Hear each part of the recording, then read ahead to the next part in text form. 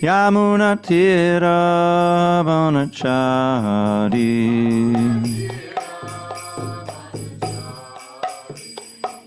Hare Krishna, Krishna Krishna, Hare Hare, Hare Rama, Rama Rama, Hare Hare.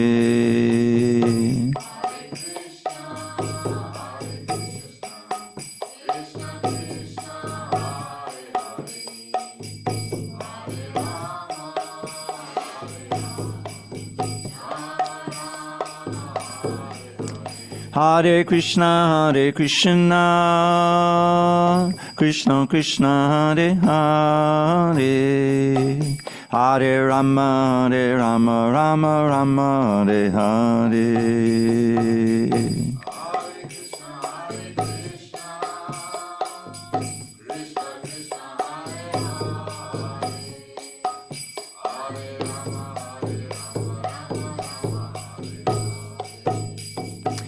Hare Krishna, Krishna Krishna, Hare Hare, Hare Rama, Rama Rama, Hare Hare.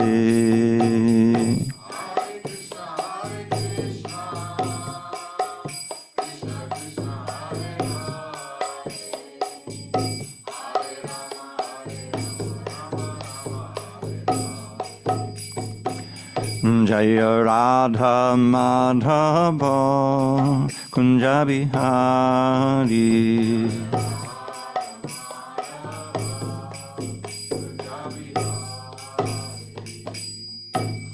Jaya Om Vishnupad Paramahansa Paravajakacharya Ashtotar Shri Srimad His Divine Grace Srila A.C. Bhaktivedanta Swami Prabhupada Ki Jai. ISKCON BBT Founder Acharya Srila Prabhupada Ki Jai. Jai Om Vishnupad Paramahansa Paravajakacharya Ashtotar Shri Srimad His Divine Grace Srila Bhakti Siddhanta Saraswati Thakur Ki Jai. Ananta Koti Vaishnavinda Ki Jai.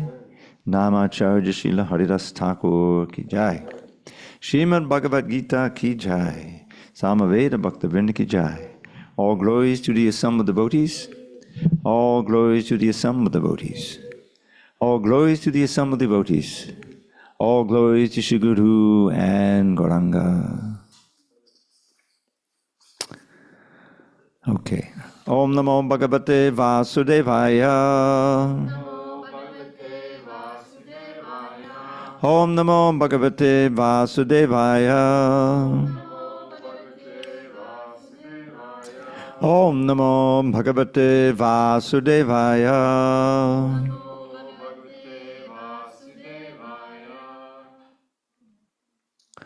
On his 23rd day of June 2025 in San Diego, we're reading from Srimad Bhagavad Gita as it is, translation and commentary by His Divine Grace A.C. Bhaktivedanta Swami Prabhupada.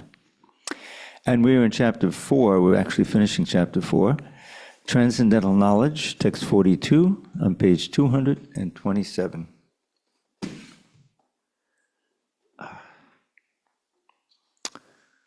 Okay. Tasmara Jnana Sambhutam Ritstam Jnanasinatmanaha Chitvainam Sanshayam Yogam Atishtotishtha Bharata Tasmada Jnana Sambhutam Ritstam Jnanasinatmanaha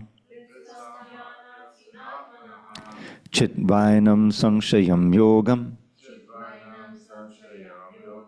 Atishtotishtha Bharata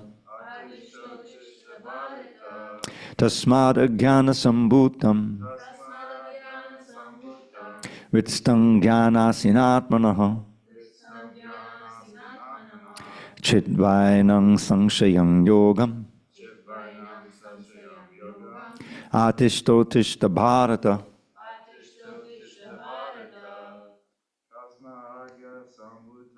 Tasmada Jnana Sambhutam Vitstam Gyanasinatmanaha Chitvainam Sangshayam Yogam Atishto Bharata Tasmada Jnana Sambhutam Vitstam Gyanasinatmanaha Chitvainam Sangshayam Yogam Atishto Bharata Tasmada Jnana Sambhutam Vitstam Gyanasinatmanaha Chitvainam Sangshayam Yogam Atishto Bharata Tasmada Jnana Sambhutam Vitstam Gyanasinatmanaha Chitvainam Sangshayam Yogam Atishto Bharata. I guess no one online. Okay. Tasmat, therefore, Jnana Sambhutam, born of ignorance, Vritstam, situated in the heart, Jnana, of knowledge, Asina, by the weapon, Atmanaha, of the self, Chitva, cutting off, Enam, this Sangshayam, doubt, Yogam, in yoga, Atishta, be situated, Uttishta, stand up to fight, Bharata, O descendant of Bharat. Translation, Lord Krishna said to Arjuna, therefore the doubts which have arisen in your heart out of ignorance should be slashed by the weapon of knowledge. Armed with yoga, O Bharata, stand and fight. Purport. The yoga system instructed in this chapter is called Sanatana Yoga, or eternal activities performed by the living entity. This yoga has two divisions of sacrificial actions. One is called sacrifice of one's material possessions, and the other is called knowledge of self, which is pure spiritual activity. If sacrifice of one's material possessions is not dovetailed for spiritual realization, then such sacrifice becomes material. But one who performs such sacrifices with a spiritual objective or in devotional service makes a perfect sacrifice.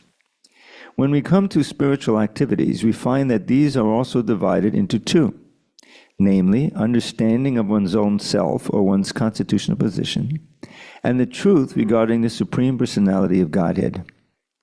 One who follows the path of the Bhagavad Gita as it is can very easily understand these two important divisions of spiritual knowledge. For him, there is no difficulty in obtaining perfect knowledge of the self as part and parcel of the Lord. And such understanding is beneficial, for such a person can easily understand the transcendental activities of the Lord. In the beginning of this chapter, the transcendental activities of the Lord were discussed by the Supreme Lord himself. One who does not understand the instructions of the Gita is faithless, and is to be considered to be misusing the fragmental independence awarded to him by the Lord. In spite of such instructions, one who does not understand the real nature of the Lord as the eternal, blissful, all-knowing personality of Godhead is certainly fool number one.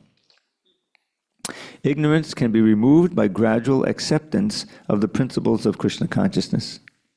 Krishna consciousness is awakened by different types of sacrifices to the demigods, sacrifice to Brahman, sacrifice in celibacy, in household life, in controlling the senses, in practicing mystic yoga, in penance, in foregoing material possessions, in studying the Vedas, and in partaking of the social institution called Varnashram Dharma.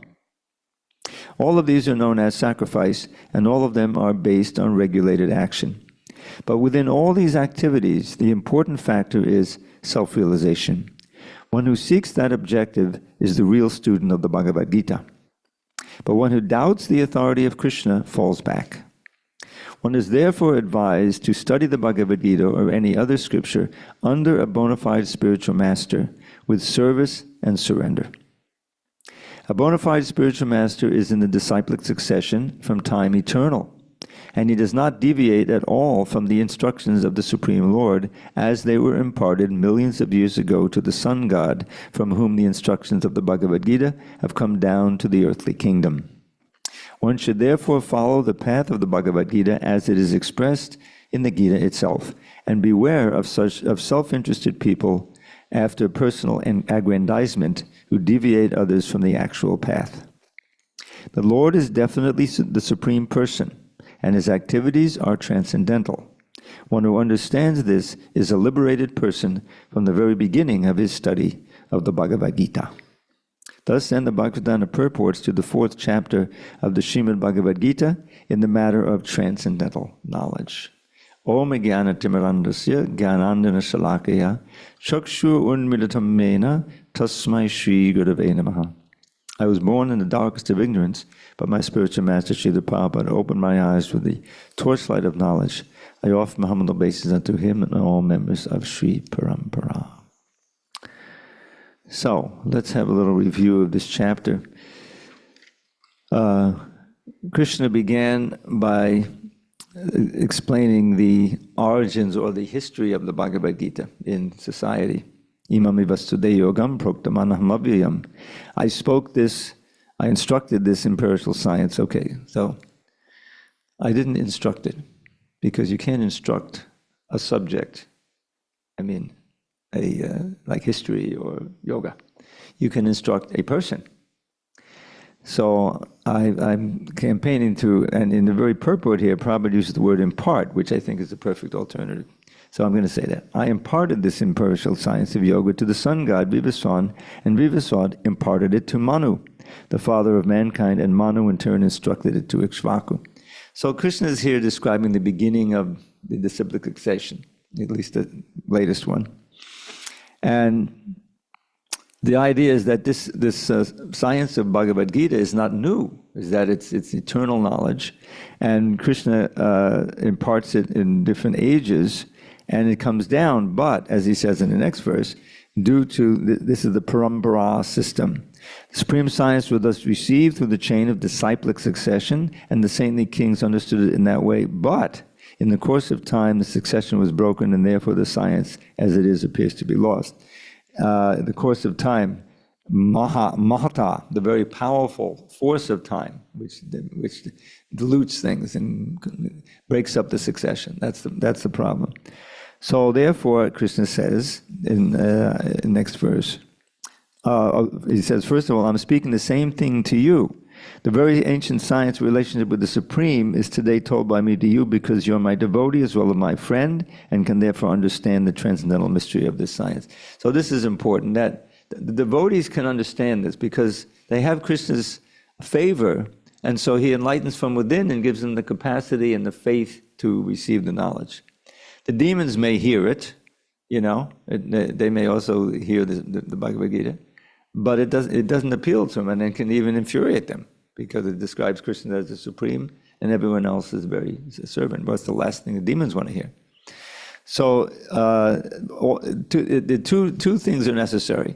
The pure speaking, which of course Krishna is the purest it can be, but in the disciplic succession there needs to be those who are Prabhupada's famous phrase, transparent via media. In other words, transparent media, transparent medium for the science. Not distorting it for some personal gain or whatever, or out of confusion. And that's what the parampara is. When the beginning of or at the end of the introduction, you'll find the parampara all starting with Krishna and ending with Prabhupada. Because it doesn't end with Prabhupada, it's also continuing. Those who are faithfully following, who are continuing to follow the instructions of the previous acharyas and the book, then they're worthy transmitters of the science. Like this is why I just read the whole Bhagavad Gita. I recorded it all right here on Reed Avenue when I was living in 1989. Actually, 1990 I started it. And because it was the revised edition, and I wanted to, so this is something that people can get and benefit from. So I tried to be transparent via media. I didn't do any editing on the fly at that time. Now, going over it, like I said, okay, this word instructed really, because Prabhupada wanted the books to be free of all grammatical errors, which includes usage errors and things like that. So we'll see if I can get this one done. But anyway, so he says, I'm giving you the same exact thing as I spoke to the sun god. And now Arjun has a doubt about this. Well, sun god is like, so, I mean, we're contemporaries, right? And how could you have spoken this million years ago? So, so Krishna, that's a perfect question for Krishna. So now he explains his births, many, many births I had and you had. And since you're my intimate friend, you also appeared at that time, but you forgot them because you're a human being. I don't forget anything because I really don't change my body. That's the thing, Bahuni me vatitani janmani tabacharja. So that's another, revealing thing about Krishna's appearances. And then he says, although I'm eternal, and I'm the Lord of all, I'm born and my transcendental body never deteriorates, although I'm the Lord of all living entities, by my internal energy, I still appear in every millennium in my original transcendental form. Now, did you have an older version? You didn't bring it. Okay, using that. Okay. Because that little phrase there, by my internal energy, was omitted. And it's just, it was an oversight, but it's one of these phrases that shouldn't be omitted. It's essential to the, and Prabhupada speaks about it in the purport. The contrast between Krishna and us, we don't appear by our internal energy. We're forced to appear because of our karma. But Krishna does it, he's under control at every step. So that's a very important distinction. So that's in the translation now. So he appears in every millennium. And he appears as he is, as Krishna, once in a day of Brahma. So that's very, very rare. He appears as Matsya, he appears as Nrsingadevi, all these other incarnations, which are all, very important. They have special pastimes before him. But Krishna himself appears once in a day of Brahma and enacts his Vrindavan Leela. And there's a beautiful verse, this came up in the morning class, when Badrinarayan Swami was given it. Anugrahaya bhaktana manusham dehamasitaha bhajate tadushi krida yashutva tatparo bhavet. Once in a long while, I appear in my human-like form, and then the acharyas say, "What do you mean human-like? We're Krishna-like. He's not human-like, isn't that right? He's original." But the idea is that he appears in a form that's human and that is completely accessible to his devotees. In other words, he acts like an ordinary human being in many cases, although he's not.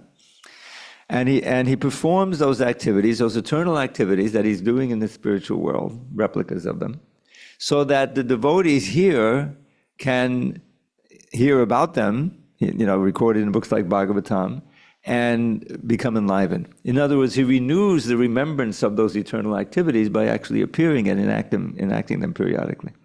So that's, excuse me, a very esoteric reason for his appearance. It's not exactly mentioned here.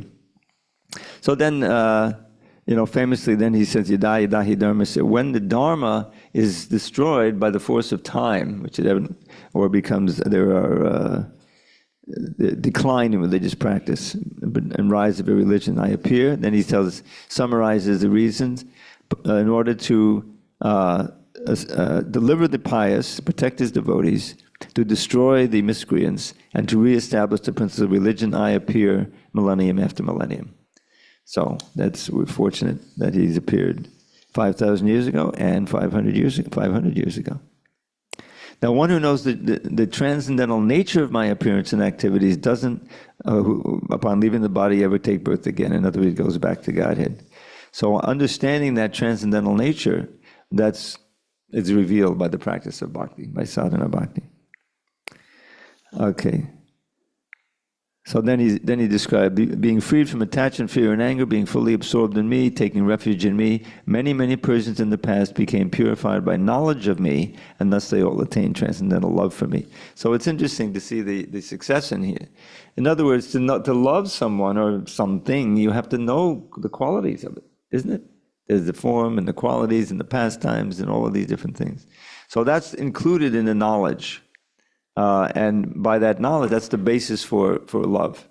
you see. And of course the philosophy, because you may know, theoretically about Krishna's pastimes, his birth and his activities in Vrindavan, but you're not practicing to become detached from the material world, the sadhana. So you know that, but it's this part of, in the corner of your knowledge.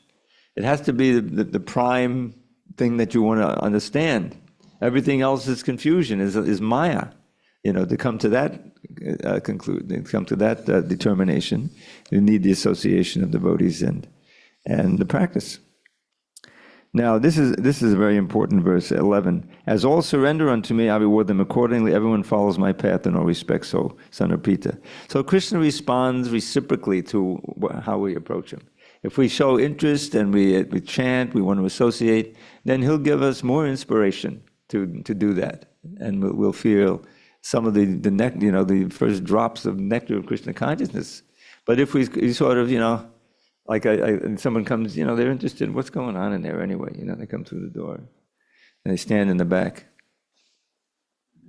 I'm not going to chant. I know I don't want to get brainwashed. I just check out these Hare Krishnas. What is that idol on it? In other words, it's full of doubts and criticism. You're not going to benefit much. You come to the conclusion, like my brother. He's not an evil person, but he had his doubts. He came one time. And I said, look, you got to try chanting the Hare Krishna mantra. So I think he was sitting in the back there and he's chanted maybe 5 minutes, 10 minutes, I don't know, something. So I said, okay, I tried it. I didn't feel anything, like that. He just couldn't be. Although he did come more recently, to a couple of Thanksgivings ago. He came down from LA where he lives with a friend because he mentioned that I was a Hare Krishna, obviously. And the guy was he heard about us, and so he came down with his girlfriend and my brother, and I took him all over to my apartment, and we had a kirtan. It was a kirtan for the ages, So the guy's girlfriend, he brought his own drum, So she was lying down in my apartment playing the drum, chanting Hare Krishna. What am I going to do? And and the other guy was playing this special different bells that were very melodious. I don't know, it was some kind of a Japanese instrument or something he brought with him. My brother was sitting there. I don't think he chanted at all. And I was, leading this kirtan. And after we came over and they had the feast, it was Thanksgiving. So it was something for them, Anyway, that's, somehow, my brother was confirmed in his atheism, which I was trained in, but luckily I had some big reversals in my life, which led me to be more eager to find salvation, kind of. So yeyatamam papadinte tam tataiva bhajamyaham. That line is very famous. As they surrender, I reciprocate proportionally. So Krishna is ready to reveal himself if we really are sincere. Okay, let's see. So then men in this world desire success and fruit of activity. They worship the demigods. Quickly they get result of fruit of work in this world. According to the modes of nature and the work of and then the 4 divisions of human society were created by me. So I created the Chaturvarnyam. And then although I am the creator, you should know that I am yet the non-doer, being unchangeable.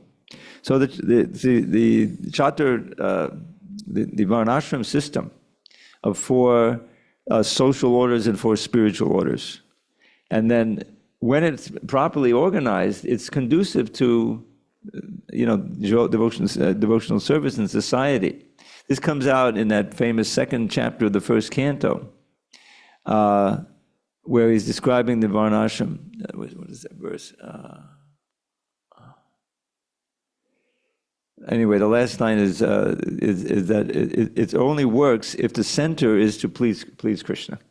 In other words, if all 4 varnas and ashrams have that understanding that whatever they're doing, that the whole purpose of it is to glorify the Lord and please the Lord, then it works. And one of the ways scientifically you can see it works is that, well, you've got the Brahmins at the top, and the Kshatriyas and the Vaishyas who have all the wealth, and then you got the Shudras. And the Shudras are just supposed to serve the other and do all the manual labor, Now, how are they ever going to be satisfied? If there's festivals of Krishna consciousness, and they all get fed, and they get, charity from above. In other words, they're also enlivened in Krishna consciousness. And therefore they're doing their work, but they're chanting Hare Krishna. And we see that within ISKCON we also have, people who are really good at manual labor, but they're perfectly welcome in the kirtans. They can come to the flower festival, throw the flowers, get the flowers, get the free feast. So even the Shudras will be satisfied. But in material society, the Shudras are never satisfied. They're exploited. And so they, it was the revolution or whatever, So this is the organization, the four varnas and ashrams work when the center is Krishna consciousness. And that was Prabhupada's idea. He wanted it manifest on the farms especially. Then he says, there's no work that affects me, nor I aspire for the fruits of action. One who understands this truth about me also does not become entangled in the fruit of reactions of work. Well, understanding Krishna's position and that we have this eternal relationship with him, and that we can also come to the point of not being affected by the work or aspiring for fruit of actions. Like you find a perfect example with Dhruva Maharaj. Dhruva, the story of Dhruva is great. So he was the elder son, actually, of the king. I forget his name, the king. I'm forgetting too much. But anyway, he wanted to get onto the lap of his father.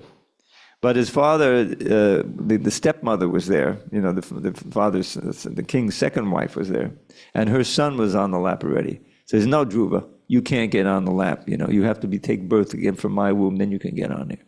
So he was insulted. He's a Kshatriya by birth, so he's angry. But what's he going to do? He's only 5 years old. So he goes to his real mother, and he says, "Oh, stepmom told me this and that. What can I do?" And actually, the stepmother also said, "You have to, get the mercy of God. Then you can get on the lap." She mentioned that. So therefore, his own mother says, "Actually, your stepmother gave you good advice." So then he said, "Well, where can I find God?" So Prabhupada added this. You don't find it in the Bhagavad Gita, but it fills out the whole thing. "I've heard that the sages find them in the forest." So off Dhruva went.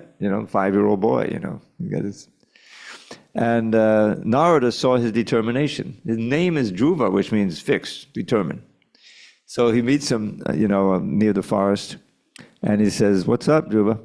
And so he told him the story. And he said, "You're too young. You're too young now. Wait a little bit. I'll teach you yoga and everything." And Dhruva said, "Look, I can't wait. Thank you very much, O sage. Forgive me, but I'm going." So he started back again for the forest. And Narada said, "Oh, okay. So he taught him rudimentary yoga. It's interesting. He taught him the severe austerity and rudimentary deity worship. You can do. You're out in the forest. There's a little stream, some mud. Every day, every morning, you can build a little murti and worship, and then dissolve it in the river, the little stream. That's bona fide. So he's doing that, and of course, he was chanting the holy name of the Lord. Om Namo Bhagavate Vasudevaya. Om Namo. All day he's chanting like that. And severe austerities. He would eat the fruits that fell. Then he wouldn't even eat the fruits. He would eat, roots or something. And then he stopped eating, just breathing. He's just breathing and gradually slowed down his breathing. And it was so powerful. He was entraining the universal breathing, and the demigods were suffocating. Because Dhruva. So they approached Brahma and they approached Vishnu to say, "Please do something." So he went down and he appeared. After all, he's chanting Om Namo Bhagavate Vasudevaya. So, but the whole point that he went out there was to get the kingdom, right? So then he opens his eyes and there's Vishnu. And he's so purified, he goes into ecstasy. It's described, it was like, he was, Hare Krishna, welcome. You can sit on his side, you never know, because that's the men's side, believe it or not. The men are boycotting today, except for our glorious. Yes, this is it. So we're reviewing chapter 4, and we were on page 202. Yeah, okay, I'll give you the book. So anyway, so Dhruva, he's now purified, and he's seeing Vishnu, and he becomes completely ecstatic, and he chants his famous verse, which I can't resist. So he says, "Sthana bilashi tapasi stitoham tram praptavan deva munindra guyam kacham bichinvan apidivya ratnam swaman katartosmi badang deyache." Sthana bilashi, desiring this position of a kingdom greater than my great-grandfather, my grandfather, which is Brahma. This is a little boy, 5-year-old. I was situated in severe austerity, tapasi stitoham. But now I have gotten you, your darshan, tram-praptavan, who are hidden away from even the greatest munis, Deva Munindra Guyam. So I realize now that that kingdom I wanted is like broken glass compared to this divine jewel of your presence. And then the key line at the end, Katam Vachinvan Abhidivyaratnam. Does anyone know it? Can't believe I forgot it. That's the punchline. Anyway, he says, I don't want anything else. Now that I've gotten you, I don't want anything else. I simply want your service, you see. So he had completely purified. He didn't want the kingdom anymore. Of course, he needed to take the position of the king anyway. He ruled for thousands of years. So the story of Dhruva is important because it means the evolution of one's desires. That's the whole point of bhakti. That we want, generally, oftentimes, as Krishna says in the 7th, people come to me for different reasons. They're in trouble. Arto jigyasu artarti gyani. Arto means people who are suffering something. That's the biggest reason, Even if one is poverty-stricken, that's it. And the artarti means those like Dhruva. He wasn't poverty-stricken, but he wanted something material. You see, he wanted something very valuable, the kingdom, And then there are those who are simply curious, and those who are sincerely after spiritual knowledge. They know something about it and they're after it. And then Krishna said those are the best, So, so what does he say? One who understands this truth.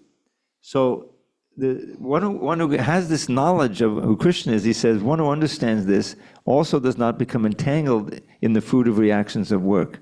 So, but one has to also understand that we're part and parcel of God, part and parcel of Krishna, and that our perfection is regaining our original relationship with God, which is one of loving servant, you see? And you share in the Lord's opulences. You're also in the spiritual world, you see? But you're eternally situated in a position of wanting to please the Lord. And he reciprocates with the feeling of love. It's just like a I don't want to say addictive drug, but it's the nectarine, nectar of eternal happiness. Ever increasing bliss. We can't even imagine it. Any pleasures in this world, we know they're fleeting, Oh, I want to see that game, you go to the stadium, hey, everyone's there, yeah, and your team wins, oh, what bliss, But it's temporary. Comes Monday, oh God, I got to go to work again. It just ends, it's temporary, it's fleeting. But the pleasure of Krishna consciousness, because Krishna is always there, he's in our heart, we can always access that reservoir of pleasure by chanting, by being Krishna conscious, by using our senses in the service to the Lord, rather in service of ourselves, so to speak. So that's the knowledge, and if we pursue that knowledge, then Krishna will give us realization. And then he says, interesting, one has to understand what is karma, what is akarma, right? And karma here is action. It can be just fruit of action, or it can be fruit of action according to the Vedic injunctions. It's not vikarma, it's not sinful activity. It may be pious activity, but it's not transcendental activity, you see? Because there are parts of the Vedas that deal with, it's called the karma kanda section, different rituals, sacrifices, charity, by which you can get to the heavenly planets, get the Indraloka, say, which you live much longer there, and there's so much material happiness there, but you don't live forever. At a certain point, it's like you make a deposit into your account, and then you have your credit card, and it's full, and you can go to Hawaii on vacation. But if you just stay there all the time, eventually the card doesn't spit out. Hey, Mr. Jones, you got another card? And now I better get back to the mainland, get back to work, right? So that's what happens. You get pious credits, and you go to Indraloka, and you can live there for 1,000,000 years or something. But it's still temporary. You're not back to Godhead. And eventually you got to come back to this world of death, Krishna says. So that doesn't help us. So, but we're studying not the karma kanda, but we're studying the upasana kanda, which is telling us how we can worship the Lord, how we can connect with Him, primarily through sound. Just like this, I'm reading his translation here. This is Krishna in the form of sound. And that's the most important part, is the chanting of the holy name. Krishna is there, present in his holy name. It's inconceivable, but by experience, we know it works. If you actually chant with attention regularly, your life is transformed. You become more peaceful, more tolerant, and more interested in Krishna. Who is this? Who is this Krishna? What is this Krishna consciousness? It's a science that's been practiced for millions of years, and it's been custom made now for the modern audience. Lord Chaitanya made it so easy. Krishna, in the 6th chapter, he's going to describe the Ashtanga Yoga. How to sit. I tried it, for a while. Sitting back straight. The breathing, and gradually become peaceful. And I actually invented a meditation method, which helped me. So what's the mantra I'm going to use? I tried Om. I couldn't do more than 15 minutes. Then I said, well, maybe I'll try this Hare Krishna mantra I learned down at the Hare Krishna temple. And then on the in-breath, you can try it. You chant Hare Krishna in your mind. Just Hare Krishna, Krishna Krishna, Hare Hare, Hare Rama, Rama Rama, Hare. Believe it or not, Prabhupada mentions this in his books. I'll find it for you, quote. But the point was, I was putting my own twist on it, but I was trying to chant Hare Krishna. And what it did, I became very interested in reading the teachings of Lord Chaitanya, which I bought, and the 11th canto, which I bought, not from ISKCON, but from Ramakrishna Mission, but it was still the Bhagavad Gita. It was fascinating. And then I really became interested in driving to the temple, which is about a half-hour drive from where I was living in Brooklyn. And after a while, my job just became too tedious, and I was interested more and more in going to the temple. And I said, well, I might as well move in, So I donated my life savings, which was about $1,500. This was 1973, so it was maybe 5 times that much. And I learned that the money that they had in Brooklyn, they were collecting to get a place in Manhattan, and they had these ladies going out doing books and everything. But then Prabhupada contacted and said, send me all the money. I'm going to buy the land in Bombay. So the devotee said, okay, and then they started collecting again. So that money that I donated helped buy the Bombay temple. So I'm hoping that I get a little credit for that, a few points. Anyway, why don't we go on? Let's just focus on one of the most important verses in this chapter, which is text 34. The need for a spiritual master. I'll say, you say, page 220. Tadvidhi pranipatena pariprashnena sevaya Upadekshanti te jnanam jnaninas tattvadarshinaha. Just try to learn the truth by approaching a spiritual master. Inquire from him submissively and render service unto him. The self-realized soul can impart knowledge unto you because he has seen the truth. Now this was shown by Prabhupada's spreading of Krishna consciousness. This was the middle of the 60s, the hippie era, and they were dropping acid, they were having visions of what they thought was God, there was a whole ferment going on. But those who came over, the yogis and things who came over earlier, they saw a great chance for, economic development. They were teaching and they were setting themselves up, but they weren't teaching the pure knowledge. And they were exploitative. But when Prabhupada came, he didn't, as soon as the money came, he spent it. He spent it on printing, he spent it on travel to other centers and temples. But he didn't himself say, oh, now I have this very nice temple in Detroit. He had a disciple who joined who was the grandson of Henry Ford. He had millions of dollars.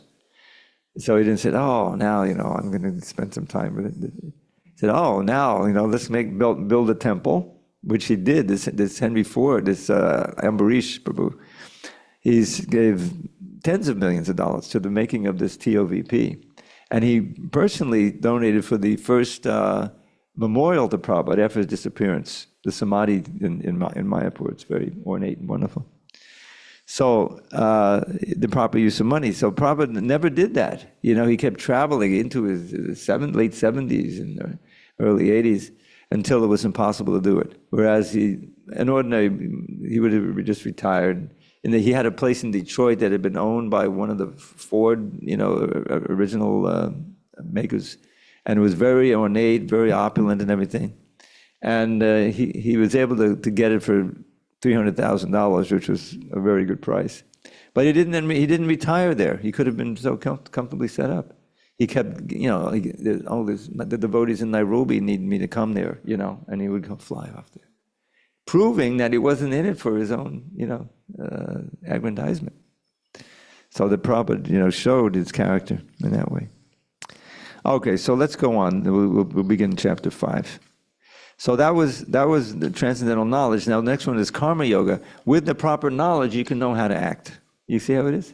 Just like you get trained in some profession. Now I can become a professional psychiatrist or whatever. All right, beginning chapter 5 on page 229. Arjuna Vacha Sannyasam Karmanam Krishna Punar Yogam cha Sangshasi Yatre Eteyorekam Tanme Bruhi Sunishtitam. Okay, before I read this translation, I can't resist. I have to give you that line that I forgot, the last line of the verse by Dhruva. Svaman Katartos Mivadang Nayache. Oh Lord, Svaman, oh Master, I don't want anything else. Varam, I don't want any benediction. I have your darshan now, that's enough for me. Okay.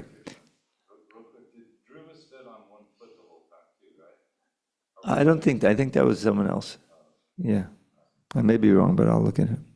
Arjuna said, "O Krishna, first of all, you asked me to renounce work, and then again you recommend work with devotion. Now will you kindly tell me definitely which of the two is more beneficial?" Purport. In this 5th chapter of the Bhagavad Gita, the Lord says that work in devotional service is better than dry mental speculation. Devotional service is easier than the latter because, being transcendental in nature, it frees one from reaction. In the 2nd chapter, preliminary knowledge of the soul and its entanglement in the material world were explained. How to get out of this material encagement by buddhi yoga or devotional service was also explained therein. In the 3rd chapter, it was explained that a person who is situated on the platform of knowledge no longer has any duties to perform. And in the 4th chapter, the Lord told Arjuna that all kinds of sacrificial work culminate in knowledge. However, at the end of the 4th chapter, the Lord advised Arjuna to wake up and fight, being situated in perfect knowledge. Therefore, by simultaneously stressing the importance of both work in devotion and inaction in knowledge, Krishna has perplexed Arjuna and confused his determination. Arjuna understands that renunciation in knowledge involves cessation of all kinds of work performed as sense activities. But if one performs work in devotional service, then how is work stopped? In other words, he thinks that sannyas, or renunciation in knowledge, should be altogether free from all kinds of activity, because work and renunciation appear to him to be incompatible. He appears not to have understood that work in full knowledge is non-reactive and is therefore the same as inaction. He inquires, therefore, whether he should cease work altogether or work with full knowledge. So, the idea is that the basic goal that we want to strive for, beginning to strive for, is to get free from the bonds of karma and reaction, because we've been suffering that for millions of births. You see all these dogs and cats and insects and even lower beings like plants. They're all living souls. Every tree has a soul in it, you see. And the consciousness is very, very covered and rudimentary, but there's still a soul there. And that means that at one point that soul is in the spiritual world. At one point that soul was in a human body. But because of the activity that was against the laws of God, against the laws, even ordinary laws, then you lose that human form of life. You can be thrown down into the lower species. You never die. There's no death. Najayate mriyate vakadachan. The soul never dies. But he must change, keep changing bodies. And just like we've been changing bodies in this one body. That's the meaning of that famous 213.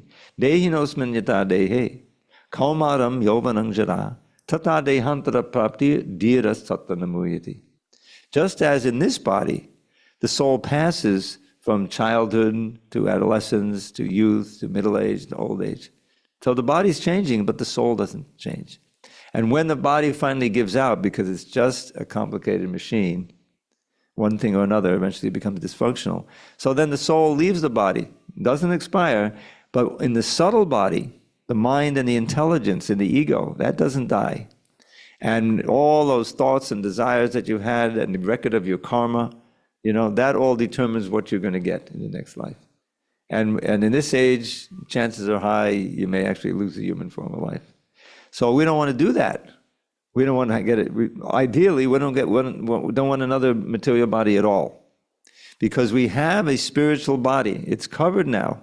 We don't know what it is, but we have a body just suitable for serving Krishna for eternity in the spiritual world, serving in absolute, ever-increasing bliss.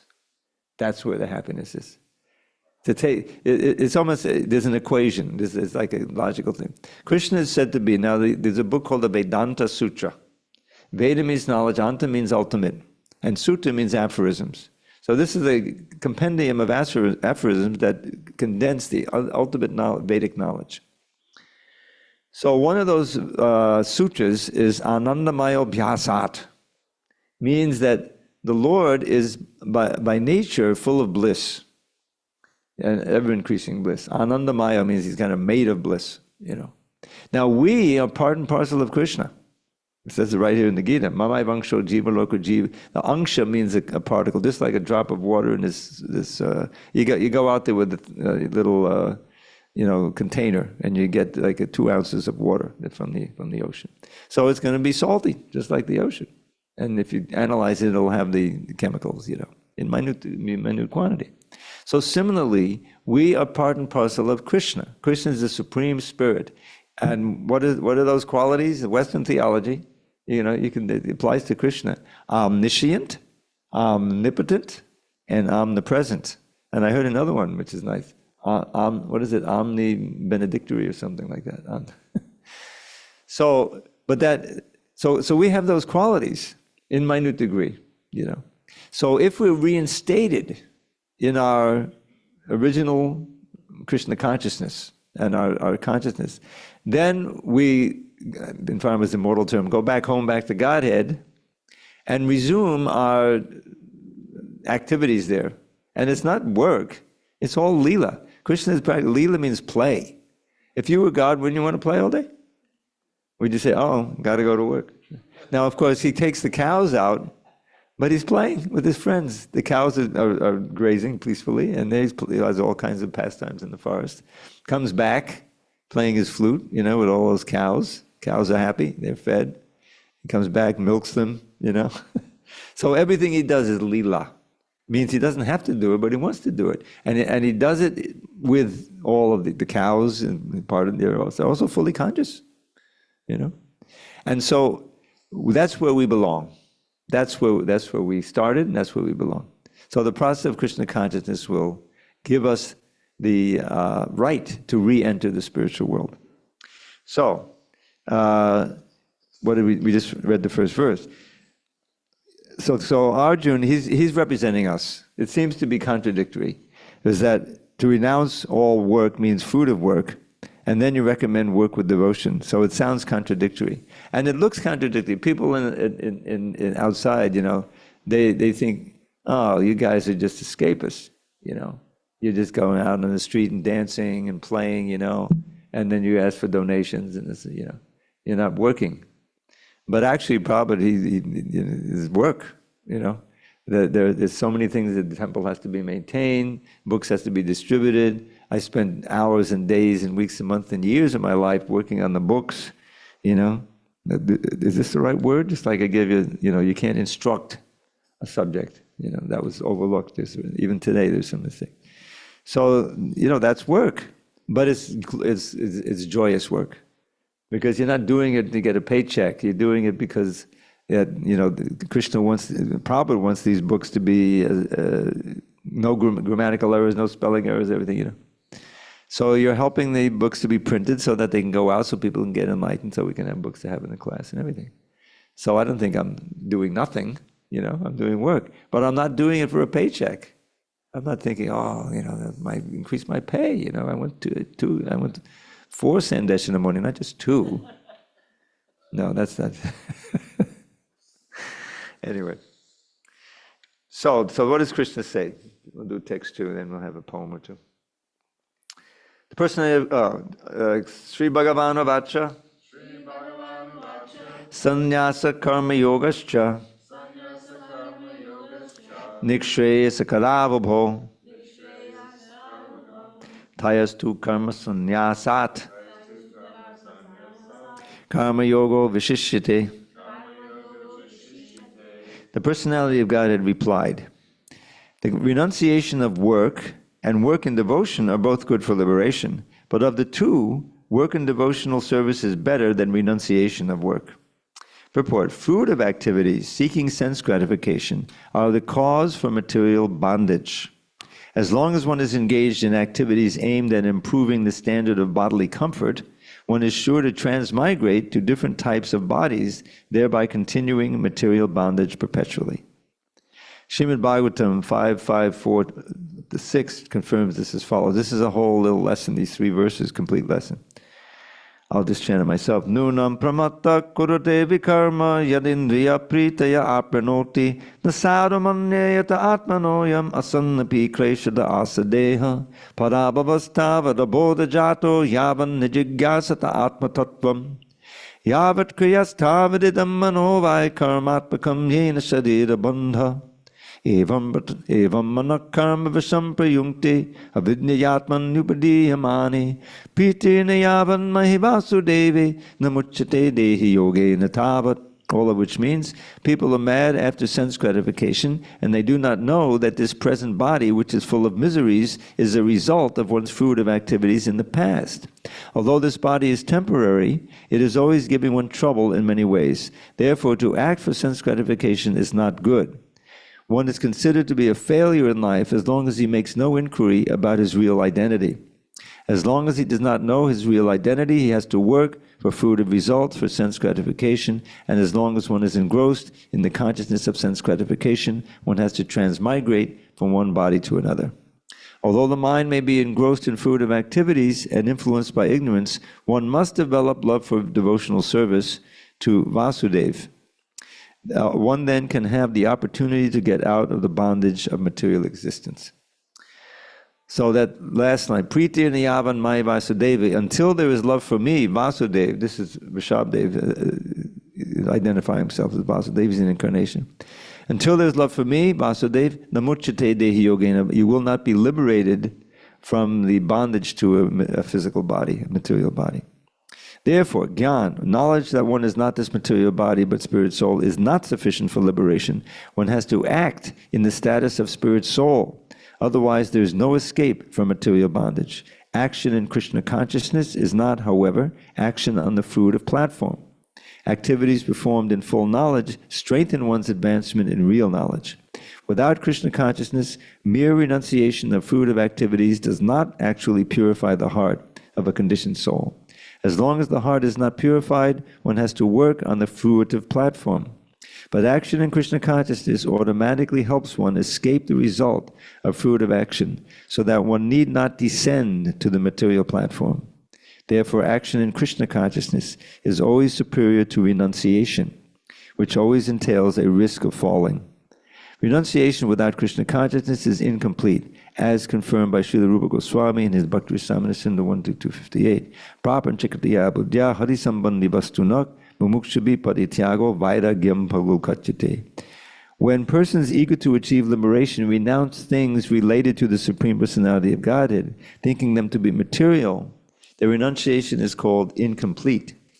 Renunciation is complete when it is in the knowledge that everything is in existence belongs to the Lord, and that no one should claim proprietorship over anything. One should understand that, factually, nothing belongs to anyone. Then, where is the question of renunciation? One who knows that everything is Krishna's property is always situated in renunciation. Since everything belongs to Krishna, everything should be employed in the service of Krishna. This perfect form of action in Krishna consciousness is far better than any amount of artificial renunciation by a sannyasi of the Mayavadi school. Okay, I think we're going to read that again. It's such an important verse. We'll do that again tomorrow, Thakur Tuesday. Okay, we don't really have much time for a poem, so I'll give you one of my little tiny poems. Well, most of you have heard this one before, but I don't think you have. Every single body dies. Nobody dies. Wake up and open your eyes. You're not that body, you're a pure spirit soul. Chant the holy name and attain life's goal. Gaur Premanandi, Hari Hari Bol.